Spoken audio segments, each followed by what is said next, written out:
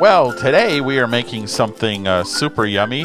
This is a breakfast casserole where we have bulk sausage, some bread, some eggs and milk, cheese, and cream of mushroom soup. And this is what you do in a cast iron pan. Now, here I am videoing myself with my head cut off.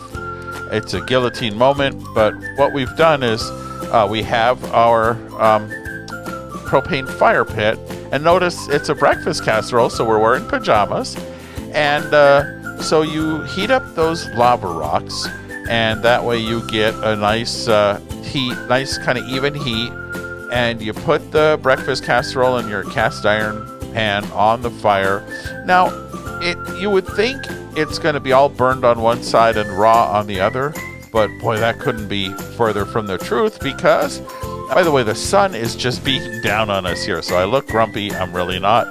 But that lid makes all the difference in the world. It makes it more like an oven than anything. So about 20 minutes on the fire there. You can find the video itself as well as the ingredients on stresslesscamping.com.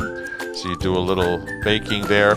And look at this. Oh, it is cheesy, gooey wonderfulness. So easy campfire recipe from Stressless Camping.